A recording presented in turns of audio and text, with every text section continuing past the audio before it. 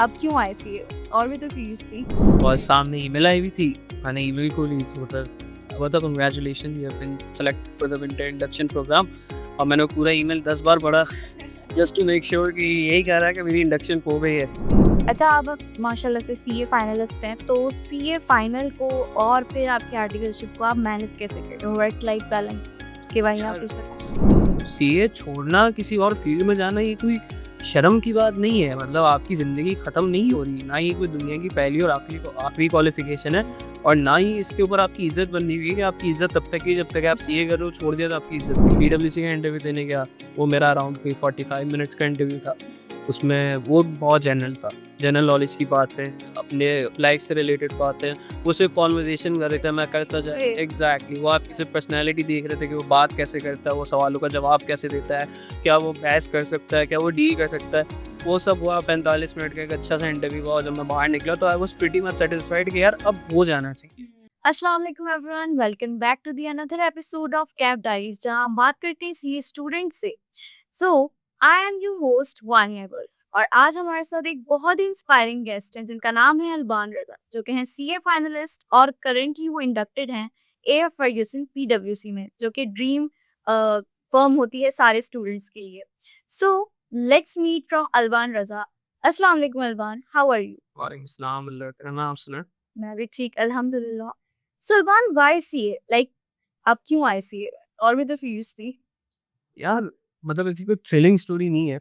If I be honest, शुरू से मुझे था कि सीए होता है और चार्टर्ड अकाउंटेंसी होती है, बिकॉज़ मेरे फैमिली में काफ़ी चार्टर्ड अकाउंटेंट्स थे। तो मैं देखता था। आर यू एमन? हाँ, मेमन मैंने के वेरी क्विक बिकॉज़ मेरी फैमिली में बहुत सारे चार्टर्ड, हाँ।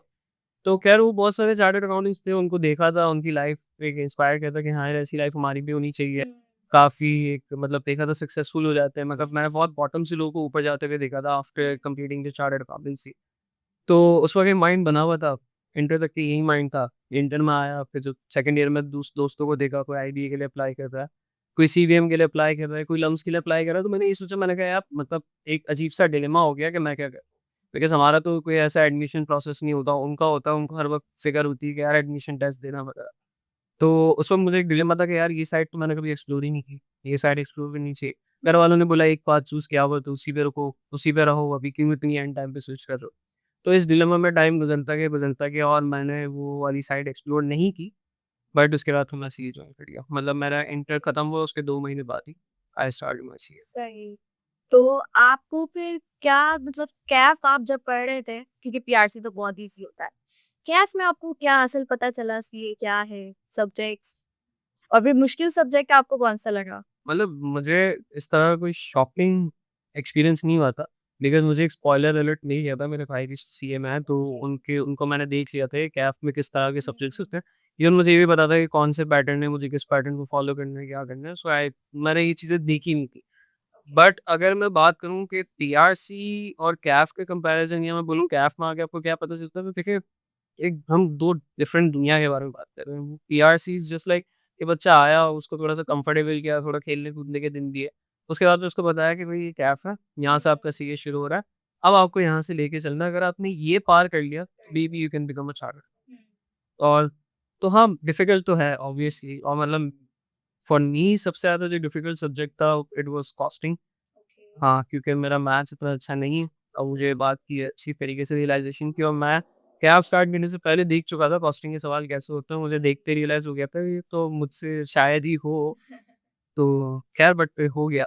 बट हाँ, मुझे कॉस्टिंग में सबसे ज़्यादा मसला हुआ था। कॉस्टिंग में अक्सर बच्चों को मसला होता है। अच्छा, एक चीज़ मैं आपसे पूछूँगी कि पीआरसी में भी लोगों के पेपर्स रुक रहे होते हैं, और एक बार नहीं बार-बार रुक रहे होते हैं।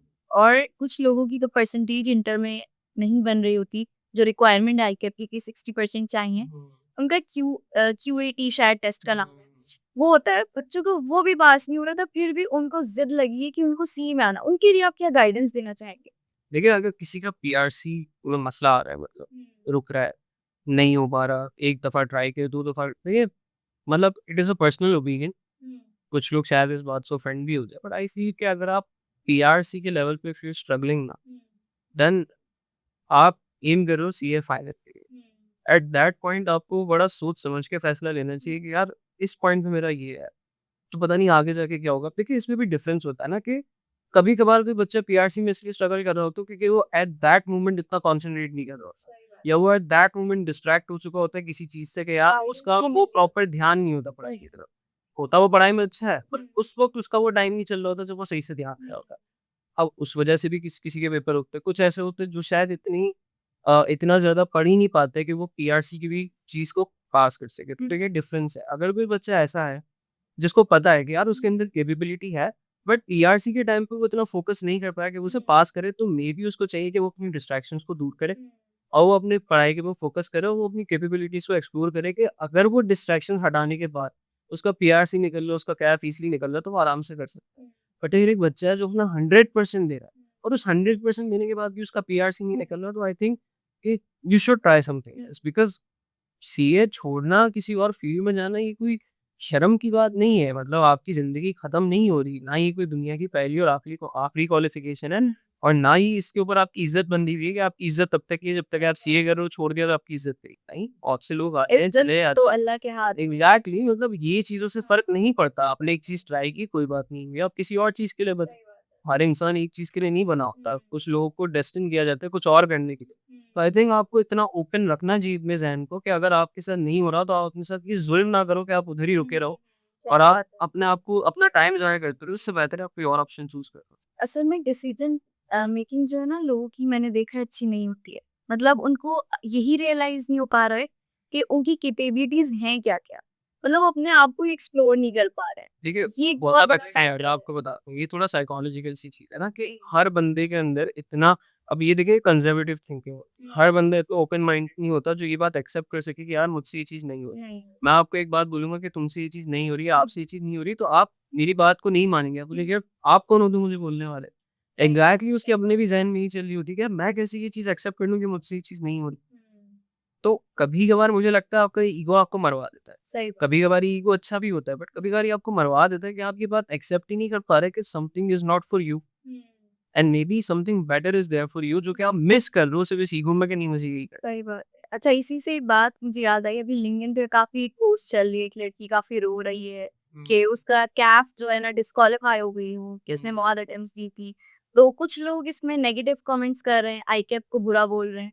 कुछ लोग उस लड़की को समझा रहे हैं। मैं आपसे जानना चाहूँगी आपका क्या ओपिनियन है? क्या वो लड़की मतलब इस तरह से कह के आईकैप के बारे में सही कर रही है? क्या वाक़ई में आईकैप की पॉलिसी गलत है यार या ये सही है?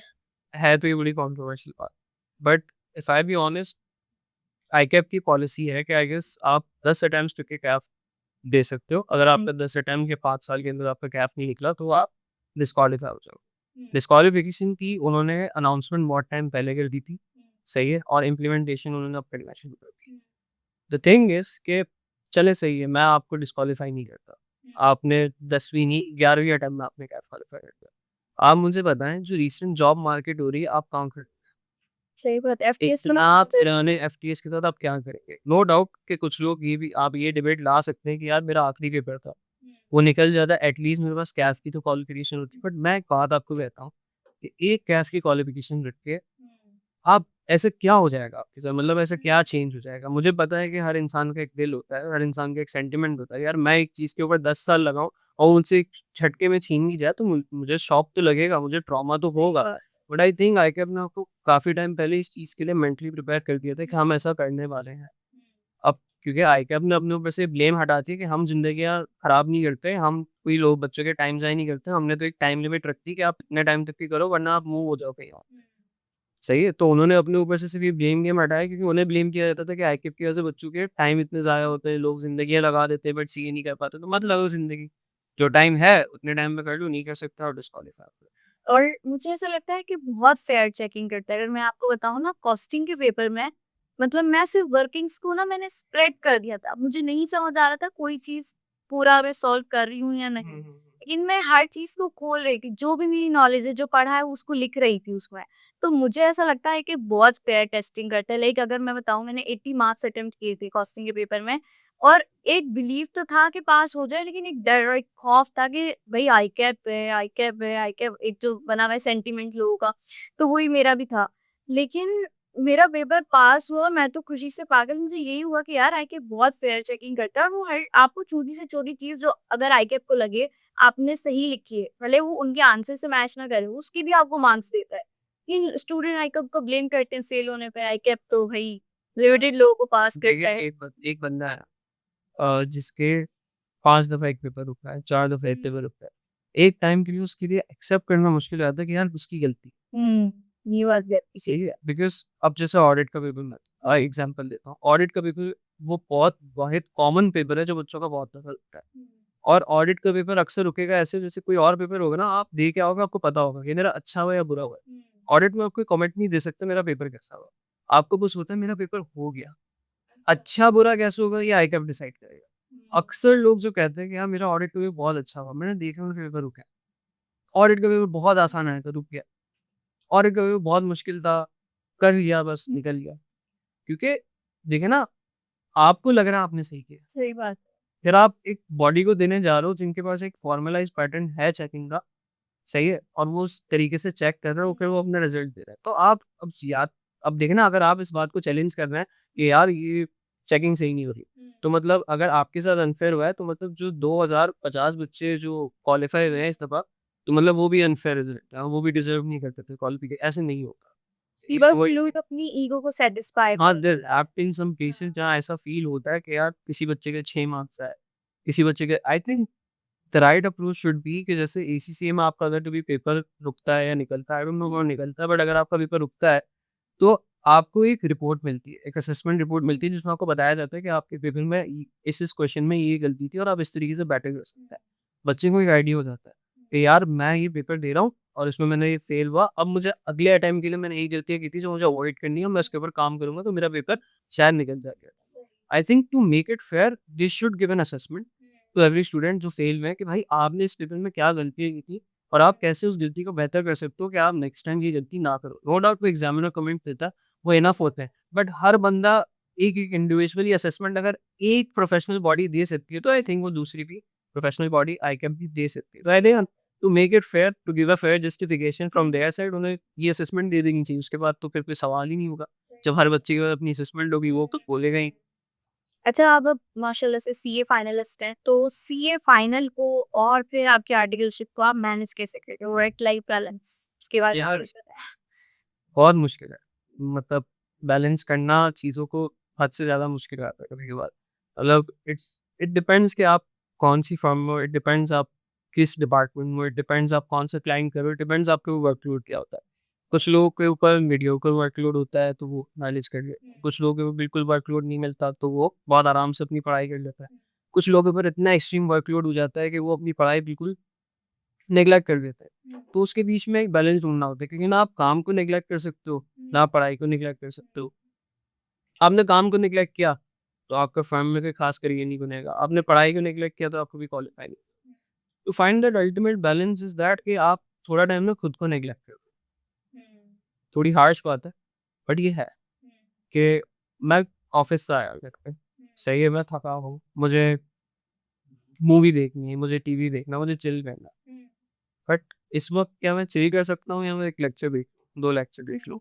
तो उस टाइम पे थोड़ा-सा आपको खुद को नेग्लेक्ट करना पड़ेगा। अगर आप खुद को भी कम्फ़र्ट में रखोगे, आप फन भी का काम भी सारा कर रहे हो, आप कह रहे हो मैं पढ़ाई भी करूँगा तो कोई एक चीज़ छूट जाएगी। कंफर्ट ज़ोन से तो निकलना कम्फ़र्ट ज़ोन से आपको निकलना पड़ेगा। मैं आपको एक मज़े की बात बताता हूँ, मैं आपको एक पर्सनल एक्सपीरियंस बताता हूँ। हमारी ट्रेनिंग थी, उधर हमारी एक क्वालिफ़ाइड चार्टर्ड अकाउंटेंट आई थी, वो एएन है हमारी फ़र्म में। तो वो आई थी, उन्होंने अपनी ट्रेनिंग में बताया था, अब वो हमारे फर्म के स्पेसिफिक सेक्शन से बिलॉन्ग करती है, जहाँ पे मशहूर है कि वर्कलोड बहुत ज़्यादा है। उस सेक्शन से मैं भी बिलॉन्ग करता हूँ। तो वो वहाँ की थी, तो उन्होंने हमें बताया था कि हमारे यहाँ पे वर्कलोड बहुत ज़्यादा है। वो अपनी वर्क लाइफ़ स्टोरी बता रही थी हमें कि 12-12 बजे, 2-2 बजे, 3-3 बजे तक के हमने काम किया है। हमारे मैनेजर्स ने हमें बिठा के रखा और कभी काम होता था, तो बहुत ज़्यादा काम होता था वगैरह। तो मैं और फिर उन्होंने बताया कि वो क्वालिफाइड चार्टर्ड अकाउंटेंट। तो मैंने हाथ रेज़ किया, मैंने कहा आप एक तरफ कह रही हैं कि आपके काम इतना होता था, आप दूसरी तरफ कह रही हैं आपने क्वालीफ़ाई कर लिया। कैसे? आपने कैसे किया ये? तो उन्होंने बोला कि मैं तुम्हें एक सिंपल सी एग्ज़ाम्पल देती हूँ कि जब मैं कभी रात के 12 बजे भी घर आ रही होती थी, तो मैं 4 बजे तक के पढ़ती थी, फिर मैं सोती थी, फिर मैं सुबह ऑफ़िस जाती थी। ऐसे क्वालीफ़ाई। तो ये रूटीन आपको बनानी पड़ेगी और फिर वो चीज़ मैंने खुद पर्सनली एक्सपीरियंस की है, मैं 12 बजे घर आ रहा हूँ, मैं 4 बजे तक के पढ़ रहा हूँ, मैं सो रहा हूँ, फिर मैं सुबह ऑफ़िस जा रहा हूँ। तो ये चीज़ करनी पड़ती है, आपको कुछ टाइम खुद को नेग्लेक्ट करना पड़ता है, उस कम्फर्ट ज़ोन से बाहर निकलना पड़ता है, एक्स्ट्रा एफर्ट करनी पड़ती है। सही बात है और वही लोग आगे जाते हैं जो कंफर्ट ज़ोन को पीछे छोड़ एग्ज़ैक्टली मतलब ऑब्वियस सी बात है, ये फ़ील्ड ऐसी है कि आपको पुश करती है कि यार आप थोड़ा अपनी कम्फर्ट ज़ोन से बाहर निकलो, अगर आप नहीं निकलोगे, तो वो आपको रिवॉर्ड नहीं कर सकती। अच्छा, आपको क्या लगता है कि आपने इंटरव्यू दिए होंगे, बहुत सी जगह दिए होंगे और ए फर्ग्यूसन जो टॉप 1 कैटेगरी है, तो आपका उसमें कैसे मतलब आपकी इंडक्शन हो गई है? क्योंकि ये बहुत मुश्किल है, ये एक मतलब अभी भी लाइक मेरी मेरी ये जर्नी चल रही है, मैं अप्लाई कर रही हूँ सारी जगह और मेरे जो पेयर्स हैं वो भी कर रहे हैं, तो सबको बहुत एक डर है, खौफ है और सबका है कि बस पीडब्ल्यूसी एएफ मिल जाए, एएफ मिल जाए। तो आप कैसे एफ में चले गए? माशाल्लाह से आप अपनी जर्नी शेयर करें। कैफ क्वालीफाई हुआ, जी। सही है। उसके बाद सबको यही था कि बस रिज़ल्ट आया, मतलब अभी हम रिज़ल्ट एन्जॉय कर रहे थे, इंस्टीट्यूट में ही बैठे हुए थे, तो उसी में सबके फ़ोन में नोटिफ़िकेशन बजी कि भाई फॉर्म्स ओपन हो गए। और स्टार्ट ये फिर कर दें। फौरन ओपन हाँ, करती है। फॉर्म ओपन हो गया, यूसुफ आदिल ए फॉर्म्स ओपन हो गए, भरना शुरू कर दो। तो मैंने अपने भाई को कॉल की घर पे, मैंने कहा यार पीयूबीसी का फॉर्म ओपन हो गया, तुम भरना शुरू करो, मैं तो बाहर हूँ। उसने बोला इतना कोई जल्दी नहीं है कि अभी खोला है, अभी बंद कर देंगे। सुकून से होती है। घर आके भर देना भाई। मैं चलो ठीक है, मैं घर आया, मैंने फॉर्म भरे और मैंने सबमिट करा दिए। मैंने सुना था टेस्ट के लिए सबको बुलाया था, बट मुझे क्योंकि मेरे कुछ दोस्त थे जो पीएमसी में काम कर चुके हैं, पीडब्ल्यूसी में काम कर रहे हैं, तो उन्होंने मुझे बोला यार टेस्ट मेन चीज़ है, टेस्ट निकाल लिया ना, उसके बाद इंटरव्यू इतना मुश्किल नहीं होता। मैंने कहा ठीक है, टेस्ट की तैयारी कैसे करनी है? तो सबने बोला कि इंडिया विक्स की वेबसाइट है, वहाँ पे जाओ, जनरल नॉलेज के सवाल है। मैं गया, वहाँ पे तो दुनिया है। मैंने कहा अब क्या-क्या पढ़े बंदा। कोशिश की कुछ करने की, पर 3-4 सवाल के बाद मैं ये सोचता था, मतलब मुझे क्या पता वो क्या पूछेगा? सही बात। कुछ भी पूछ सकता है वो उसमें से। तो एक मोटिवेशन भी नहीं आती थी। टेस्ट की ईमेल आई, एएफएफ का टेस्ट था, उससे 2 घंटे पहले मेरा बीडीओ का भी टेस्ट था, दोनों टेस्ट थे। बीडीओ अपने टेस्ट में नॉर्मली सारी उसकी चीज़ें पूछता है, कैफ रिलेटेड चीज़ें पूछता है, सही। ऑडिट पूछेगा, अकाउंटिंग पूछेगा और थोड़ी बहुत जनरल नॉलेज टेस्टिंग करेगा। पीडब्ल्यूसी के टेस्ट का क्राइटेरिया उस वक़्त मुझे नहीं पता था, मुझे पता था आईक्यू बेस्ड टेस्ट आता है। सही। अब मैं बीडीओ का टेस्ट सुबह दिया, बहुत अच्छा हुआ। फिर उसके बाद फर्गूसन का टेस्ट किया, वहाँ मेरी ना नर्व्स हिट कर गई कि हाँ यार, अब ये फाइनल मरहला है, अगर ये हो गया तो ठीक है, वरना अब कभी फर्गूसन की शक्ल में से कभी कोई वो भी नहीं थी, कोई ऐसी खास एक्सपेक्टेशन नहीं थी कि जाऊँगा। मैं कह रहा था कैसे ही होगा, इतने सारे बच्चे। बट एक था कि यार ये फाइनल है, अगर कर लिया तो ठीक है, वरना तो भूल जाओ। तो मैं गया उधर, फिर हमारा टेस्ट हुआ, टेस्ट दिया, टेस्ट भी मुनासिब हो गया, 2-3 सवाल गलत हुए, बाकी मुझे लगा शक था कि गलत होंगे, बाकी सारे सही हो गए। जनरली सबका यही था फीडबैक भी कि 2-3 सवालों में मसला था, बाकी तो सब हो गए। मैं घर आ गया सुकून सा, मैंने कहा अब इंटरव्यू के लिए वेट करता है। फिर मुझे मेल आई इंटरव्यू की, इंटरव्यू के लिए मैं जैसे ही मेल आई, उसी के फ़ौरन बाद कॉल आई यूसुफ आदिल की कि आपका उसी दिन इंटरव्यू है। अब एक ही दिन सुबह पर यूसुफ आदिल का इंटरव्यू है, एक ही दिन पीडब्ल्यूसी का इंटरव्यू, पहले कोई इंटरव्यू मिल नहीं रहा था, मिले तो तुम्हें एक एक इंसान। साथ। और मज़े की बात ये दोनों का क्राइटेरिया, यूसुफ आदिल के एक इंटरव्यू में साफ था, सबको पता था कि टेक्निकल सवाल बहुत होते हैं। पीडब्ल्यूसी के इंटरव्यू में था कि बहुत जनरल होगा, बट एक डर था कि यार एक जगह खराब चला गया, वहाँ से कॉन्फिडेंस टूट के फिर दूसरी जगह रिफ्लेक्ट ना हो जाए।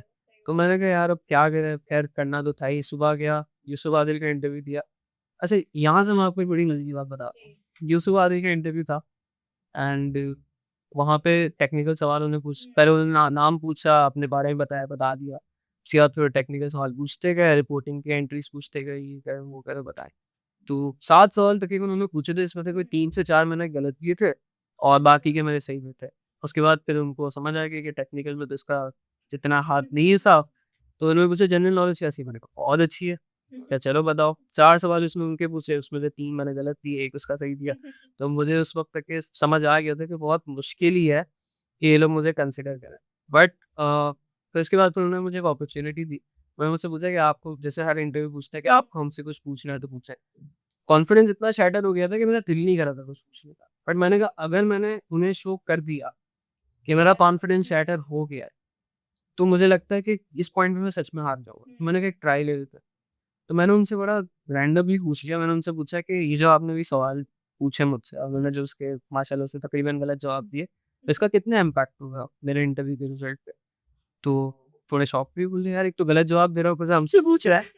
तो उन्होंने फिर पूछा कि उन्होंने बोला कि नहीं मतलब हम तो सिर्फ़ आपकी बेसिक नॉलेज टेस्ट कर रहे थे, तो बाकी तो इंटरव्यू ओवरऑल के ऊपर ही हम देखेंगे आपकी बॉडी लैंग्वेज, पर्सनैलिटी वगैरह तो। मैं चलिए ठीक है, फिर उन्होंने बोला कुछ और पूछना है, तो मैंने एक और सवाल उनसे पूछ लिया। उनकी सेकॉन्डमेंट्स वगैरह के रिलेटेड, वो उन्होंने काफ़ी समझाया। तो उसके बाद जब मैं बाहर निकला तो मुझे था यार एंड एंड मैंने अच्छे नोट पे कर दिया एटलीस्ट 2 सवाल पूछ के। और उसके बाद फिर पीडब्ल्यूसी का इंटरव्यू देने गया। वो मेरा अराउंड कोई 45 मिनट्स का इंटरव्यू था। उसमें वो बहुत जनरल था। जनरल नॉलेज की बातें, अपने लाइफ से रिलेटेड बातें, वो सिर्फ़ कन्वर्सेशन कर रहे थे, मैं पता चला एग्ज़ैक्टली वो आपकी पर्सनैलिटी देख रहे थे कि वो बात कैसे करता है, वो सवालों का जवाब कैसे देता है, क्या वो बहस कर सकता है, क्या वो डील कर सकता है। वो सब हुआ 45 मिनट का एक अच्छा-सा इंटरव्यू हुआ और जब मैं बाहर निकला तो I was pretty much satisfied कि यार अब हो जाना चाहिए। यूसुफ आदिल को तो मैं लाफ़िज़ कर चुका था कि वहाँ से तो शायद नहीं होगा। बट पीडब्ल्यूसी में आई वाज़ सैटिस्फाइड कि यार यहाँ हो जाना चाहिए। बट अल्हम्दुलिल्लाह फिर मुझे यूसुफ आदिल से भी कॉल आ गई कि आपका सेकंड इंटरव्यू भी अलाइन्ड है और आप आके वहाँ भी देना है। और मैंने वहाँ सेकंड इंटरव्यू दिया, वहाँ पे भी 15 मिनट का इंटरव्यू था, पार्टनर ने किया था। वहाँ सारे टेक्निकल सवालों के जवाब मैंने सही दिए। भाई फर्स्ट इंटरव्यू मुझसे नहीं दिया गया। तो फिर खैर यूसुफ आदिल बट एक चीज़ जो मुझे लगा कि यूसुफ आदिल का मेरा इंटरव्यू क्यों अच्छा गया, मतलब क्यों सक्सेसफुल हुआ। क्योंकि मैंने ये चीज़ नोटिस की कि मेरे कुछ और दोस्तों ने बिल्कुल सही जवाब दिए थे। मतलब वो आए उन्होंने बोला यार हमसे पूछा था उन्होंने स्ट्रेट सही जवाब दी। उनको नहीं आई दूसरी कॉल। और ऑन द अदर हैंड जहाँ मैंने नहीं दिए सही जवाब मुझे आई। तो मुझे नहीं समझ में आ रहा था हुआ क्या? But at one point I realised और ये चीज़ मुझे रियलाइज़ हुई फर्म में आने के बाद। जब मैंने अपने 2-3 क्लाइंट्स के जब मैंने क्लाइंट्स की डीलिंग की तब मुझे रियलाइज़ हुआ अच्छा इस वजह से शायद मेरा यूसुफ आदिल का इंटरव्यू हुआ था। क्योंकि अक्सर वो आपके साथ देखना चाहते हैं कि आप क्लाइंट से डील कैसे कर सकते हो। That is the main purpose of the interview कि अगर आपके सामने क्लाइंट बैठा है तो आप फर्म को किस तरीके से रिप्रेज़ेंट करोगे। सही, यानी अगर आप कोई चीज़ आपको नहीं भी आ रही है, आप वो कैसे एग्ज़ैक्टली बिकॉज़ मैं देखिए ना मैं एक 20-21 साल का लड़का हूँ। मेरे सामने एक बंदा बैठा है जिसका एक्सपीरियंस उस कंपनी में 20-21 साल का है। ऑब्वियस सी बात है मैं कोई ना कोई गलती करूँगा। ऑब्वियस सी बात है मैं कोई ऐसी बात करूँगा जो उस बंदे को शायद ना समझ में आए। जो बंदा बोले कि यार क्या बोल रहा है? बट उस पॉइंट से मैं कवर कैसे करूँगा अपनी फर्म की रेपुटेशन ये मैटर करता है। मुझे लग basically effective communication skills. Exactly कि अगर आपने कोई बहन मारा भी, अगर आपसे कोई गलती हो भी गई तो आप उसको कवर कैसे करें? आप आपका कॉन्फिडेंस तो शैटर नहीं हो रहा बिकॉज़ देखिए ना आप अपने आप को रिप्रेज़ेंट नहीं कर रहे, आप फर्म को रिप्रेज़ेंट कर सही रहे बात। हैं। वहाँ पे आपको कोई अल्बान या वानिया इस नाम से नहीं जाने गए, एएफएफ, यूसुफ आदिल, केपीएमजी इस तरीके से आपको देखा जाता है। तो it is a big thing. तो मुझे लगता है that was the plus point कि उनको लगा कि हाँ यार सिंस इसका कॉन्फिडेंस शैटर नहीं हुआ, इसने 3-4 सवाल पूछ लिए तो ट्राई दे देते हैं। तो ट्राई मिला हो गया। अच्छा, आप माशाल्लाह से इतने कॉन्फिडेंट हैं और आपकी कम्युनिकेशन स्किल्स इतनी अच्छी है, तो ये बाय द टाइम डेवलप हुई है या ये बचपन से है? फ़ायदा टाइम नहीं है। आई मीन मेरा स्कूल बेसिकली लोकल स्कूल था, कोई इतना कोई हाई-फाई स्कूल नहीं था, एवरेज सा स्कूल था, नॉर्मल था। बट मेरे स्कूल में एक चीज़ काफ़ी अच्छी थी कि वहाँ पे हमारे को-करिकुलर एक्टिविटीज़ बहुत ज़्यादा होती थी। और सिंस मेरा भाई हमेशा से इन्वॉल्व रहा था को-करिकुलर एक्टिविटीज़ में तो for me it was like ये ज़रूरी है। उसने किया मुझे भी करना पड़ेगा। तो मैं भी एंटर हो गया को-करिकुलर में। अब वहाँ पे एक वो चीज़ अच्छी थी, होस्टिंग होती थी, इवेंट्स होते थे, स्पीचेज़ होती थी और नॉर्मली कम्युनिकेशन इंग्लिश में ही करते थे जब भी हम कोई speech break presentation, assembly presentation दे रहे होते थे। तो वहाँ से करते-करते एक टाइम पे ऐसा था कि मतलब स्कूल के टाइम पे ही स्कूल के एंड में ही जब मैंने फेयरवेल्स वगैरह होस्ट कर ली थी, तो स्टेज पे जाना वो समथिंग लाइक कि हाँ, स्टेज पे जाके बोलना ही तो है। मुझे कोई स्क्रिप्ट नहीं चाहिए होती, मुझे कोई बताए नहीं मुझे क्या बोलना है, मुझे बस बोलते करना क्या है और मैं स्टेज पे जाके बोल के कर दूँगा। तो इतना कॉन्फिडेंस मेरा स्कूल में डेवलप हो गया था। उसके बाद जब कॉलेज लेवल पे गया, तो government commerce and economics college में था। तो वहाँ पे भी डिबेटिंग का काफ़ी एक गवर्नमेंट कॉलेजेस में बहुत एक अच्छा एनवायरनमेंट बना हुआ है कि बहुत रिच डिबेटिंग होती है वहाँ पर और बहुत एप्रिशिएट किया जाता है इस फील्ड को कि आप डिबेटिंग करें, आप पब्लिक स्पीकिंग करें और बहुत तगड़े कॉम्पिटिशन्स होते हैं और बहुत अच्छे कॉम्पिटिटर्स आते हैं। वहाँ पे मैं उर्दू डिबेटिंग की तरफ ज़्यादा मुझे मज़ा आने लगा तो मैंने कहा यार उर्दू वाली साइड एक्सप्लोर करते हैं, बचपन से इंग्लिश वाली साइड कर रहे हैं। उर्दू वाली साइड में गया वहाँ पे हमारी एक होती थी मैम अस्मा, अभी भी हैं वो वहाँ पे। तो उन्होंने मुझे बड़ा गाइड किया कि उर्दू डिबेटिंग कैसे करनी है, लफ्ज़ कैसे तो वहाँ पे मुझे बहुत एक्सपीरियंस मिला, बड़े-बड़े कॉम्पिटिशन्स में पार्टिसिपेट करके, बड़ी-बड़ी जगहों पे कम्पीट करके मतलब एक मज़ा आया। तो वहाँ से करते-करते आप अच्छा, ओ वो 2 चीज़ें होती हैं। एक होते हैं बॉर्न लीडर्स, ठीक है? बॉर्न लीडर्स होते हैं और उनको भी ज़रूरत होती है वो प्रैक्टिस रखें। अगर उन्होंने भी प्रैक्टिस छोड़ी तो शायद वो भी नहीं कर पाए। जैसे अगर मैं आपको अपनी बात बताऊँ तो मुझे ना बचपन से मेरी नानी थी, मैं ना बचपन में इंग्लिश में लेक्चर दिया करती थी, 1 साल की। इंग्लिश में लेक्चर दिया करती थी, अरबी में लेक्चर दिया करती थी। तो मेरी नानी काफ़ी बीमार थी उस वक़्त लेकिन मेरी मम्मा को कहा करती थी कि ये ना बहुत बहुत आगे जाएगी, बहुत ना इसमें बोलने की कैपेबिलिटी है। अच्छा मम्मा बोलती थी क्या मतलब ऐसी शायद बच्ची है, छोटी ऐसी है। लेकिन जब बड़ी हुई खुद ही मतलब किसी ने मुझे बोला नहीं कि आप पार्टिसिपेट करो, वरना होता है ना कि पेरेंट्स बोल रहे होते हैं आप करो, नहीं। खुद से मुझे ये शौक था कि मैं पार्टिसिपेट करूँ, खुद से मैं आगे बढ़ती थी। और मुझे अभी तक याद है मैंने फर्स्ट टाइम 7th क्लास में अपनी पहली स्पीच दी थी और वो मेरा फर्स्ट एवर टाइम था। इतनी आवाम मेरे सामने बैठी थी, इतना क्राउड मेरे सामने बैठा था और मैं अपने स्कूल में वो स्पीच कर रही थी और 1% भी मेरा कॉन्फिडेंस ना बिल्कुल शेक नहीं हुआ। एक जो हो जाता है ना बंदा काँप जाता है, आवाज़ थोड़ी-सी वो हो जाती है, नहीं हुई ना। तो काफ़ी लोग हैरान हुए कि ये कैसे हुआ? तुमने कोई प्रैक्टिस की थी, कुछ किया था? मैंने कहा कुछ भी ऐसा नहीं किया कि मतलब ये चीज़ ऐसी होती। लेकिन ना फिर मुझे रियलाइज़ हुआ कि जो मेरी नानी बात बोला करती थी ना, वो एक बॉर्न लीडरशिप थी बचपन से, लेकिन उसको मैंने फिर प्रैक्टिस में जब रन किया, तो वो और ज़्यादा अच्छी इम्प्रूव हो गई। तो मुझे लगता है ये चीज़ होती है कि आपने करते रहना चाहिए ऐसी एक्टिविटीज़, पार्टिसिपेशन करती रहनी चाहिए। और मुझे आपकी पर्सनैलिटी भी ऐसी लगती है। मतलब मुझे आई वोंट से कि मैं बचपन से इतना बातूनी था या मैं इतना कॉन्फिडेंस था मेरे अंदर कि मैं 4 लोगों के सामने जाके बात कर सकूँ। स्टेज फियर तो था मेरे अंदर। बट वही बात है, आप एक दफ़ा अपने आप को इतना ट्रेन कर लेते हो ना करते-करते, तो फिर आपको इतना सही फ़र्क नहीं बात है, पड़ता। एक सही टाइम बात में आपको आदत हो जाती है है। उस हाँ, चीज़ की। आपके लिए एग्ज़ैक्टली। कोई बड़ी बात नहीं होती कि आप स्टेज पे जाके बोल रहे हुँ, हो या आपको 4 लोगों के सामने बात करनी है, आपको कुछ प्रेज़ेंट करना है और ये चीज़ एट दिस पॉइंट मतलब इस ज़माने में तो सबसे ज़्यादा ज़रूरी है। हुँ, कम्युनिकेशन, आपकी सोशलाइज़िंग, आपकी नेटवर्किंग, आप काम को प्रेज़ेंट कर पा रहे हो। इवन हमारी फील्ड में भी हुँ, कम्युनिकेशन इज़ की। मतलब I think practical audit is all about communication. हुँ, आप अपने क्लाइंट से कैसे कम्युनिकेट करो, आप अपने क्लाइंट को कैसे हैंडल करो। जितना प्रोफेशनली आप अपने क्लाइंट को हैंडल करोगे, उतना अच्छा आप ऑडिट परफ़ॉर्म कर सकते हो। सही बात। तो अक्सर बच्चों का मतलब नॉर्मली हमारी फील्ड में है ही नहीं कम्युनिकेशन, कमरे में बैठ के किताबों के सामने बैठ के पढ़ना ही है। तो वो कम्युनिकेशन ऐड ही हो जाती है, जो बची होती है वो भी खत्म हो जाती है। फिर वो जब क्लाइंट के पास जाते हो तो कम्युनिकेशन का मतलब ये नहीं होता आप बात करो। हुँ, आपको बात करना आनी चाहिए कि आपको हर बंदे के हिसाब से बात करनी है। अगर ये बंदा मुझसे ऐसे बात कर रहा है तो मुझे कैसे बात करनी है। आप एक टोन के साथ दुनिया से बात नहीं कर सकते। आपको हर बंदे को देख के अपना लहज़ा डिसाइड करना होता है, अपनी बात डिसाइड करने के वर्ड डिसाइड। हुँ, ये चीज़ की बड़ी लैकिंग है। मैंने खुद भी अपने काफ़ी मतलब प्रोफ़ेशनल एक्सपीरियंस में देखा है हुँ। कि कभी-कभार मुँह से किसी को गलत बात निकल जाती है, वो क्लाइंट फिर आपका कहते हैं ना आपको वो कवर करना आना चाहिए फिर आपका ब्लूपर हो भी जाए इससे बहुत है ना? डिसरिस्पेक्टिंग होती है। सही अब बात बात वही है at the end of the day आपके ऊपर आपकी फ़र्म की इमेज है। हुँ। आप अपनी फ़र्म को रिप्रेज़ेंट कर रहे हो तो it is a big thing. तो आपको वो अकाउंटेबिलिटी रखनी पड़ती है और आपको इस चीज़ के ऊपर काम करना चाहिए। सही बात है। अच्छा इसमें भी स्टूडेंट्स का एक पॉइंट ऑफ व्यू है, रेफरेंस चलता है। रेफरेंस के बगैर तो फॉर्म है ही, रेफरेंस के बगैर कुछ नहीं हो सकता। रेफरेंस है तो आप बिग 4 हो, रेफरेंस नहीं तो आप कुछ नहीं। तो मैं आपसे जानना चाहूँगी अच्छा एएफएफ के फॉर्म में तो कंपल्सरी है, लेकिन मैं आपसे ये जानना चाहूँगी कि रेफरेंस को लोग नेगेटिव लेते हैं। आप मुझे उसको पॉजिटिव करके बताएँ कि रेफरेंस क्यों ज़रूरी होता है एक फर्म के लिए? यार देखिए रेफ़रेंसेस जो सीवी में आप देते हैं ना, हुँ, वो सिर्फ़ इसलिए होता है जस्ट टू नो कि if that person knows someone around hmm, this part, hmm, सिर्फ़ इसलिए होता है। हुँ। कि अगर मुझे किसी बंदे से पूछना हो कि इस बंदे के बारे में तो मैं किससे कॉन्टैक्ट करूँ? सही, ठीक है? सही। इट्स नॉट कि वो बंदा आके हमारी सिफ़ारिश करे। हुँ। ये जिन रेफ़रेंस की बात करते हैं ना, कहते हैं कि यार कोई बंदा हमारी सीवी आगे कर दे, कोई ये तो सिफ़ारिश कर सोर्स होती दे। है। सोर्स होती है कि यार कोई रेफ़रेंस लगा दे, कोई जानने वाला हो जो मेरी एचआर में सीवी दे हुँ, कि बिग 4 में मुझे पर्सनली नहीं लगता ये सब होता है। मेरी फ़र्म का तो मैं गारंटी दे सकता हूँ नहीं होता। इतना तो मैंने अंदर से देख लिया हुँ। कि ये चीज़ प्रैक्टिकली पॉसिबल ही नहीं है कि कोई मैं सीए के सही आर्टिकल्स बात फ़र्म किसी की सोर्स लगवा के लगवा हुँ, सकूँ। बहुत ही इंडिपेंडेंट क्राइटेरिया है। एचआर बहुत इंडिपेंडेंट होता है। वो अपने इंडिपेंडेंट तरीके से बच्चे को आर्टिकल्स के लिए हायर करता है और वो नहीं पड़ता है इन चक्करों में। हुँ, आप नहीं सोच सकते। बाकी ये छोटी फ़र्म्स में क्या होता है या बिग 10 मतलब जो क्यूसीआर rated firm, EVC category firms में क्या होता है मुझे नहीं पता।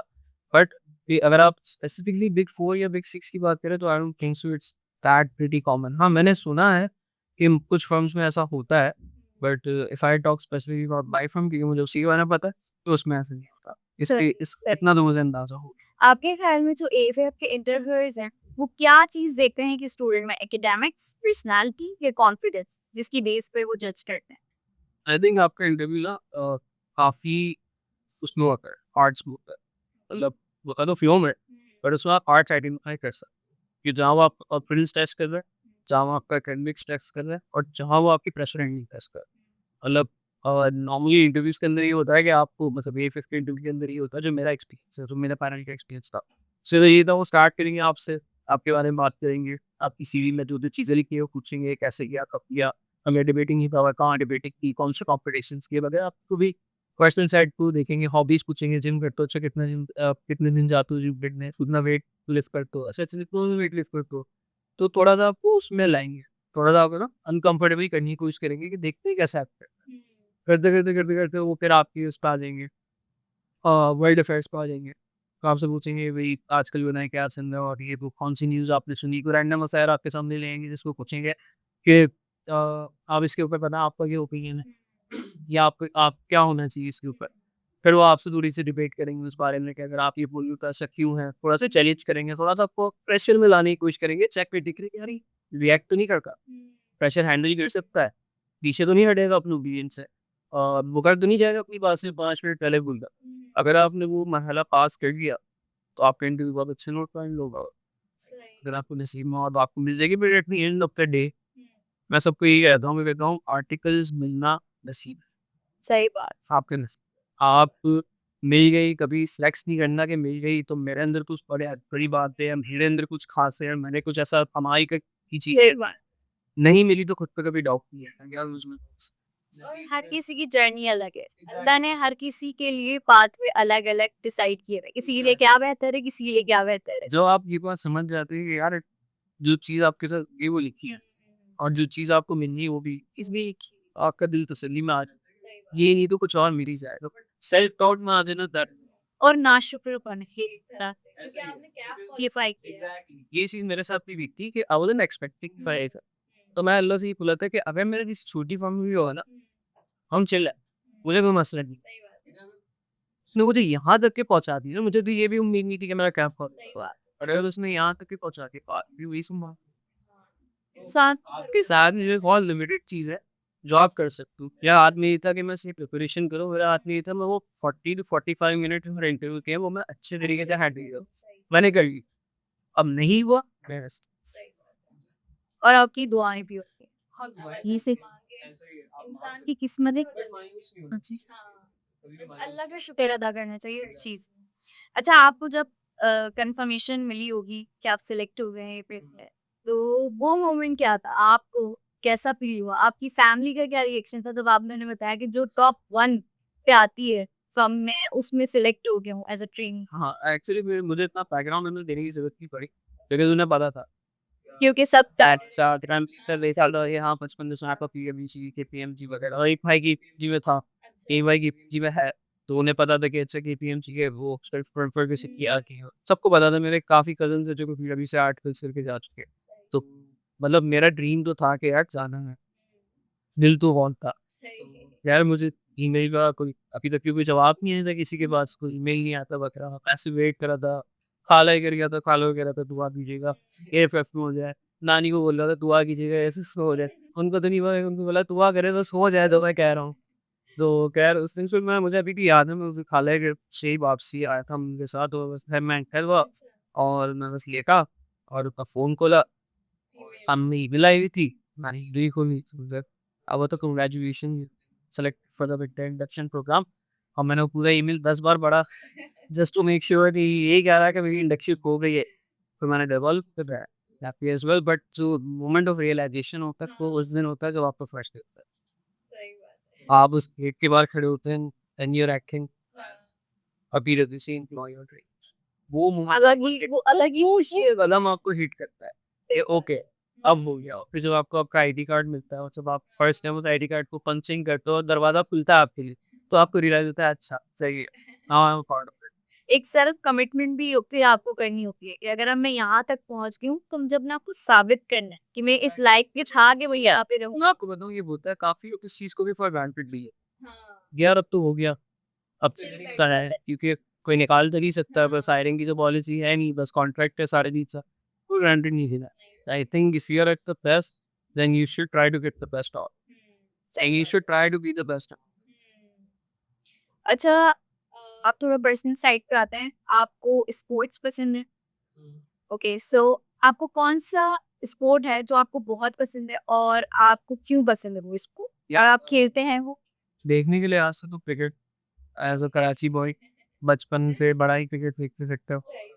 बहुत बहुत मेजर इमोशनल अटैचमेंट है इससे, मतलब कोई भी मैच हो, फजर के टाइम हो, रात के 2 बजे भी हो तो I will be watching. If कुछ भी हो I can't miss that match, खास करके पाकिस्तान का कोई मैच, सो नोइंग दैट कैसा हालात चल रहे हैं, हमें पता होता है रिजल्ट क्या होने वाला है, बट रिजल्ट देखते कि मैं बैठा हूँ। इवन अगर पता है मैच हाथ से निकल चुका है, but still the inner child in me will still sit there and watch till the end के हो जाए। बट यार इतने टाइम से टाइम मिला नहीं क्रिकेट खेलने का, पहले बहुत खेलता था, बट से सीए वगैरह में फॉर्म रखा है, उसके बाद से फिर नहीं मिलता टाइम। खेलने की आज से अगर मुझे चाहिए करना होता है, क्योंकि वो जो ग्रुप्स बने हुए होते थे क्रिकेट खेलने के, वो भी अब सबसे कट गया हूँ क्योंकि नहीं जाता, उन्होंने रिप्लेसमेंट छोड़ दी। तो जब खेलने का टाइम मिलता है तो आई प्रेफर प्लेइंग स्नूकर और table tennis, something that relaxes. Chess खेल लिया बैठे-बैठे, जो बस माइंड रिलैक्स हो जाए तो ठीक है। अच्छा, मुझे आपकी पर्सनैलिटी काफ़ी कन्विंसिंग लगी, तो ये आप में कैसे आई? ये भी आपने इस पे कुछ काम किया या शुरू से है? यार काम तो पता नहीं मैंने क्या किया होगा इसके ऊपर, बट बस है एक जो पर्सनैलिटी है नथिंग। क्योंकि आपने जैसे बताया अपने इंटरव्यूअर को भी इतने अच्छे से आपको जबकि गलत जवाब आप दे जा रहे थे, ये भी कन्विंसिंग पावर होती है इंसान की। हाँ, वो ये मैं बोल सकता हूँ कि एक चीज़ है जो मैंने भी नोटिस की है कि मतलब मुझे जो रिसेंटली फीडबैक्स मिले हैं अपनी through my managers and all, वो एक ही चीज़ मिली कि इसकी क्लाइंट डीलिंग अच्छी है। मतलब मेरा क्लाइंट से रिलेशनशिप ऐसा होता है कि अगर मैं उसको सैटरडे को शाम को भी कॉल करूँगा कि यार मुझे ये काम चाहिए, अगर तुम दे दो, तो वो मुझे मना नहीं करेगा, वो मुझे दे देगा, भले वो किसी की कॉल उठाए ना उठाए। तो और मतलब ये चीज़ मैंने टेस्ट की थी when I worked in a call centre BRC के टाइम पे। तो उस वक़्त मैं सेल्स रिप्रेजेंटेटिव के तौर पे काम करता था, मेरा काम था सेल्स का था। तो वहाँ पे very short span of time, a month और 2 मैं वहाँ का टॉप सेलर था। मैं मतलब बहुत अच्छी तरीके से वो काम सीख गया था। ठीक है, मुझे उस वक़्त सबने बोला था यार अंग्रेज़ को फॉल्ट पे बेचना कोई आसान काम थोड़ी है। बट मैं आराम से मतलब सेल कर लेता था। मुझे सेल करना आता है चीज़ों को, और हमारी फर्म में भी हाँ, हमारी फर्म में भी एक चीज़ है कि बेचना आना चाहिए आपको। जो आप काम कर रहे हो उसको प्रेज़ेंट करना आना चाहिए, हमारे यहाँ टर्म से बेचना आना चाहिए। तो अगर आपके प्रेज़ेंट करने के स्किल, अगर आपकी मार्केटिंग स्किल्स, अगर आपको खुद को प्रेज़ेंट करने के, अपने काम को प्रेज़ेंट करने के स्किल्स अच्छे हैं, तो आई थिंक आपके लिए चीज़ें काफ़ी आसान हो जाएँ। मतलब आप वही बात। क देखिए एक बंदा बहुत अच्छा होता है, बट उसको अपने आप को प्रेज़ेंट नहीं करना आ रहा 4 लोगों के सामने, उसको अपने आप को बेचना नहीं आ रहा, अपने आप को अपसेल नहीं करना आ रहा, तो फिर इट्स फॉर नो रीज़न। जैसे बहुत सारे लोगों का कैफ तो पास हो जाता है, लेकिन वो ऑनलाइन पढ़ने की भी पर्सनैलिटी नहीं होती और उन्हें फिर लगता है कि हमने तो फर्स्ट अटेम्प्ट में क्लियर किया, व्हाई फर्म्स आर स्ट्रगल करते हैं, मतलब अगर मैं अपने आप को इमेजिन करूँ कि मैं डेढ़ 2 साल घर पे बैठ के 4 दीवारी में पढ़ रहा हूँ, ना बाहर निकल रहा हूँ, ना मैंने कॉलेज की बात की लाइफ एक्सप्लोर की, ना मैंने कोई नए दोस्त बनाए। तो ये मुझसे इमेजिन नहीं हो सकता कि मैं कैसे सर्वाइव करूँ? बिकॉज़ मैं जब सीए में आया था तो आई वाज़ क्वाइट डिटरमाइंड कि मुझे इधर भी दोस्त बनाने हैं, मुझे अच्छे दोस्त बनाने हैं। और बहुत ज़रूरी है। बहुत ज़रूरी है। आपके एनवायरनमेंट में लोग होने चाहिए। आई थिंक सीए की जर्नी में दोस्त होना बहुत ज़रूरी बहुत ज़रूरी। है। मतलब आपको एट सम टाइम कोई आपका दर्द नहीं समझ सकता। एक सीए का दर्द कभी भी कोई नॉन सीए दोस्त नहीं सही सकता। उसको पता ही नहीं अकाउंटिंग क्या है, टैक्स क्या है। आप उसको कोई पेपर का बहुत स्ट्रेस हो रहा है, बोलते हैं, "कितना टाइम है पेपर?" 1 महीना। वो बोलेगा हम तो 1 दिन पहले हाँ, वो 1 महीने पहले क्या स्ट्रेस लेता, बट सीए वाले सीए वाला समझ उसको सकता आप है। बोलोगे यार बहुत स्ट्रेस है, बोलेगा हाँ यार मुझे। तो आपको एक रिलेटेबल फीलिंग आती है यार कोई है जो मेरा दर्द समझ सकता है। कोई है जो, और मेरे हिसाब से मतलब हेल्प की भी बहुत ज़रूरत है ड्यूरिंग सीए, मतलब मेंटल हेल्थ अगर आपकी कभी डिस्टर्ब हो जाए तो you should have a friend जो आप जिससे आप बात कर सको।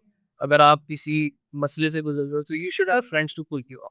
और आई थिंक सीए की दोस्तियाँ, मतलब मुझे सब कहते थे स्कूल की दोस्तियाँ चलती हैं, यूनिवर्सिटी की दोस्तियाँ नहीं चलती, मुझे लगता है सीए की दोस्तियाँ हैं। अच्छा, एक चीज़ ये भी होती है कि अगर आप किसी के सीनियर हो ना, तो आप अपने जूनियर्स को गाइड करो। और अगर आप किसी के जूनियर हो, तो अपने सीनियर से गाइडेंस लो। मैं इस चीज़ पे काफ़ी बिलीव रखती हूँ। मतलब मैं मुझे हमेशा सीनियर्स भी बहुत अच्छे मिले, जूनियर्स भी जो बहुत रिस्पेक्ट देते हैं। तो अच्छा, जूनियर से इतना अच्छा रिस्पॉन्स आने के बाद मुझे रियलाइज़ हुई ये चीज़ कि यार अगर मुझ में इतनी कैपेबिलिटी है, मैं लोगों को गाइड कर रही हूँ, सब्जेक्ट समझा रही हूँ, तो मुझे फिर ये आइडिया आया क्यों ना मैं अपना यूट्यूब चैनल ही बना लूँ। मतलब अगर मैं मेरे सराउंडिंग में जो लोग हैं उनको हेल्प आउट कर रही हूँ, तो अगर ये वीडियो और जो सीए हैं पूरे पाकिस्तान में उन तक भी अगर ये पहुँच जाए, उनकी हेल्प हो जाए, तो मतलब अल्लाह की तरफ से इसका जो मुझे अजर मिलेगा वो फिर अलग ही होगा। तो मैंने उसके ज़रिए अपना आपकी वॉइस को स्प्रेड करना शुरू ये चीज़ किया। मैंने भी रियलाइज़ की थी कि मतलब मेरा एक थिंकिंग है बस, मैं I mean it's an advice for all the CA students as well, कि जैसे आप कभी chaos सिचुएशन होगी ना, सैलाब आता है, आंधी आती है, ज़लज़ला आता है, ये सब एक-दूसरे की मदद करता है। जंग के माहौल में सब एक-दूसरे की मदद करते हैं, सब साथ-साथ चलते हैं, सब एक-दूसरे को हाथ पकड़ के चलते हैं, किसी भूखे को देख के तो खाना नहीं खाते हैं। सीए भी एक केओस ही है और हम सब उस केओस में फँसे हैं। आई थिंक सीए के अंदर आप अगर देखें ना अपने आस-पास, अगर कोई स्ट्रगल कर रहा है, किसी को एक चीज़ नहीं समझ में आ समझ रहा है। तो वो शर्मा ही नहीं इसकी हेल्प करने से। I think you should take a step like अपने दोस्तों की हेल्प करें, अपनी क्वेरी सॉल्व करें। कोई बोले यार मुझे समझा दो भाई। तुम्हारे ज़हन से नहीं चला जाएगा वो चीज़, तुम्हारी तो वो चीज़ मज़ीद पक्की हो जाएगी, बट उसके लिए तो फ़ायदा होगा। हमारे यहाँ है ना पिक जहाँ जब आप एक ऐसी जगह पे होते हैं ना जहाँ क्रीम होती है, सारे टॉप के बच्चे होते हैं, जैसे सीए में सारे टॉप के स्टूडेंट्स आते हैं, तो एक खतरनाक कॉम्पिटिशन सही बात। फिर उस कॉम्पिटिशन की वजह से अक्सर लोग ऐसे करना शुरू कर देते हैं कि यार मैंने इसकी हेल्प कर दी नुकसान में गई। ये बहुत यार गलत मतलब सोच इसके साथ या मैंने इसके साथ इसको मैंने बता दिया, इसको भी पता चल जाएगा मुझे। ये नहीं होना चाहिए। इसलिए में ये चीज़ नहीं होनी चाहिए। आज आप किसी की हेल्प करके बता रहे हो, उसका अजर का अल्लाह आपको देगा। आपकी कामयाबी का इज़ाफ़ा होगा। ठीक है ना? अगर सही है तो मैं इस क्या कहते हैं रिलीजियस पर्सपेक्टिव से नहीं, मैं प्रैक्टिकल पर्सपेक्टिव से मैं आपको समझा रहा हूँ, मैं आपको पढ़ा रहा हूँ या मैं आपको कोई चीज़ समझा रहा हूँ तो उससे मेरी ही चीज़ वो रिवाइज़ हो रही है, मेरी ही वो चीज़ आपकी अपनी नॉलेज बढ़ रही है। मैं उसका तो फ़ायदा कर रहा हूँ, मैं अपना भी फ़ायदा कर रहा हूँ। थोड़ा सेल्फिश होके ही बंदा समझाता है यार, खुद भी विज़न के लिए समझाता है, बट मुझे नहीं लगता किसी को मना करना चाहिए या किसी को आपको अब मैं तो इवन कहता हूँ कि आप अगर किसी को देखो कि वो स्ट्रगल कर रहा है, तो आप खुद उसके बाद चले जाओ यार कि आपको मसला है तो पूछ लो, तो मसला है तो अप्रोच कर लो मुझे इश्यू और ये चीज़ होनी चाहिए, ये चीज़ इस पीरियड के अंदर बहुत ज़्यादा होनी चाहिए। बहुत सारे बच्चे ऐसे होते हैं जो इस वजह से स्ट्रगल कर रहे होते हैं बट उनके पास कोई दोस्त नहीं होती, कोई होता है कि पूछ-पाछ रहा है, तो साथ-साथ लेके चलना चाहिए, साथ क्वालिफाई 2 दिन पहले पेपर से दोस्तों के मैसेज आ रहे होते हैं, वहाँ गया, डन, नहीं हो रहा है, एंग्ज़ायटी, प्रेशर, क्या करें? फिर मैं उनको समझाती हूँ, अल्लाह पे भरोसा रखो, काम डाउन, काम डाउन। उनको मतलब अपलिफ्ट करना चाहिए लोगों को। हमारे यहाँ ये बहुत बड़ा नॉर्म है, बस अपने आप को सेल्फिश बन जाते हैं लोग। होते सबको देख के चलो यार, अगर आपकी सराउंडिंग में कोई स्ट्रगल कर रहा है, हेल्प आउट कर दोगे तो आपका कुछ चले नहीं जाएगा। तो मेरे अंदर भी ये नेचर है, मैं सबकी हेल्प करती रहती हूँ। ऐसे अच्छा, एक चीज़ मैं आपसे पूछूँगी कि अगर हमारी ऑडियंस जो सुन रही है, तो ज़्यादातर अभी स्टूडेंट्स के माशाल्लाह से कैफ क्वालीफाई हुए हैं, इंक्लूडिंग मी, तो we are applying in big 4, तो आप क्या सजेस्ट करना चाहेंगे? मतलब क्या करना चाहिए? टेस्ट, इंटरव्यू सारे हवालों से और मतलब क्या चीज़ है जिस पे आपको पेशेंस लेवल अपना रखना चाहिए कि हमारा हो सकता है, नहीं हो सकता है? बच्चे बहुत कन्फ्यूज़ हैं आजकल। ये वैसे तो काफ़ी हद तक इस पॉडकास्ट के अंदर बातें कवर सोच रही है कि प्रिपरेशन कैसे करनी है, बट अगर मैं एक ओवरऑल समरी उसकी बताऊँ तो सिंपली आपको ये करना चाहिए कि आपका कैफ क्वालिफाई हो गया, दोबारा तो आप एलिजिबिलिटी क्राइटेरिया में फॉल करना है, आप अप्लाई को और अब सही, आप अब आपको टेस्ट की ईमेल है, टेस्ट की तैयारी करें, टेस्ट देके आप पूछ जाए। इंटरव्यू की ईमेल है, इंटरव्यू की तैयारी करें, इंटरव्यू से पूछ जाए। सही, अपनी दूसरी मसरूफियात में लग जाए, कोई भी दोस्तों के साथ घूमना टेंशन नहीं लेनी। टेंशन नहीं है। सही, फिर आपको ऑफर आएगी और देखें अभी जैसी जॉब मार्केट चल रही है ना, जैसे आजकल बेशुमार बच्चा क्वालिफाई कर रहा है और फर्म्स के पास इतनी जगह नहीं, नहीं, सबके सामने लगे हुए हैं। तो इसके अंदर आप ये पिक एंड चूज़ करो कि यार मेरा इस डिपार्टमेंट में होना चाहिए तभी मैं जाऊँगा, मेरा इस डिपार्टमेंट में होगा उस तभी जाऊँगा, साढ़े 3 साल में मैं अपना फ्यूचर यहाँ देखता हूँ, यहाँ देखता हूँ। आई थिंक बच्चों को इस चीज़ से थोड़ा-सा बाहर निकलना चाहिए। सही बात है। हाँ। मतलब मुझे लगता है कि इस वक़्त अगर आपको पिक 4 मिल रही है, इस वक़्त आपको कोई अच्छी फर्म मिल रही है, डिपार्टमेंट साइड तो आपको अभी उधर सेटल करना चाहिए। विद टाइम अगर अल्लाह आपके नसीब में हुआ, तो आप विदिन द फर्म ट्रांसफ़र करवा सकते हैं, थोड़ी अपनी बातचीत करके, थोड़ी एचआर से रिक्वेस्ट करके, कुछ भी करके, क्या पता ऐसी पॉलिसी बाद में आ जाए कि बाद में रोटेशन मैंडेटरी हो जाए, आपको करना पड़े। और एट दिस पॉइंट साढ़े 3 साल बाद क्या करना, उसके लिए इतनी बड़ी अपॉर्च्युनिटी मिस करना वो भी तो इस वक़्त जो डिपार्टमेंट में आप उसके ऊपर एडजस्ट करें, जाएँ, काम सीखें, सब काम आपका पड़ा हुआ है। टैक्स में जाएगी वो भी पड़ा हुआ है, रिस्क एडवाइज़रिंग वो भी पड़ा हुआ है, इंटरनल ऑडिट वो भी पड़ा हुआ है, एक्सटर्नल ऑडिट वो भी पड़ा हुआ है। सब आप ही के काम, एटलीस्ट एंटर हो जाए, उस दुनिया में घुस जाए सही। और उसके बाद फिर अच्छा, एक चीज़ और इससे कनेक्ट करूँगी, कैफ से एएफएफ का जो सफ़र था, एक कोई आप अपनी हैबिट बताएँ जो आपको कैफ से एएफएफ में ले आई? कोई एक हैबिट? मतलब कैफ से ये सिर्फ़ नहीं, अगर कोई एक हैबिट की मैं बात करूँ तो मुझे पर्सनली ऐसा कुछ लगता नहीं है मैंने कुछ स्पेशल किया कैफ का के बाद। तब मैं आपको यही कह रहा हूँ ना, मैंने भी वेट ही किया था। मैं सबको ये कहता हूँ कि यार वेट करो और कुछ ऐसा आप एक्स्ट्रा नहीं कर सकते जिसकी वजह से एक्सक्यूज़ कह लें। प्लीज़ कह लें हाँ, कि आप दुआ कर सकते हैं, हाँ, वेट कर सकते हैं, आप अल्लाह के नाम भी ये चीज़ रख सकते हैं, या अल्लाह वो चीज़ चेक है। अभी भी मेरे नसीब में बेहतर है तो मुझे दे नहीं है तो कोई बात नहीं, मुझे मेरे नहीं होगा सब्र देता है, कि मैं उस चीज़ के ऊपर अफ़सोस ना तो मैं बस उसी के साथ चला और ऑनेस्टली मुझे इतना क्योंकि मेरा हो गया है इसमें मतलब बिगिनिंग तो मुझे कभी ये चीज़ फील नहीं हुई कि यार वो नहीं होता तो क्या होता, और मतलब एक कोई थ्रिलिंग एडवेंचर ऐसा कुछ हुआ ही। So I just did all the right thing as yeah. Okay, thank you so much Alwan, आपने अपना टाइम निकाला और आप हमारे पॉडकास्ट में आए। आपकी स्टोरी बहुत ही ज़्यादा इंस्पायरिंग रही होगी और क्योंकि एक हॉट टॉपिक बना हुआ है अभी, सब इंडक्शन खुली हुई हैं, अप्लाई कर रहे हैं, टेंशन में क्या होगा, क्या नहीं होगा और आपने अपनी जर्नी शेयर करके हमारी ऑडियंस का बहुत ज़्यादा भला कर दिया है। तो आपका बहुत-बहुत शुक्रिया। No, thank you so much for you welcome. So thank you so much everyone कि आपने आखिर तक हमारे एपिसोड को देखा और अगर आप चाहते हैं ऐसे मज़ीद गेस्ट्स के साथ मिलना, तो मत भूलिए देखना कैफ डायरीज़। अल्लाह हाफ़िज़।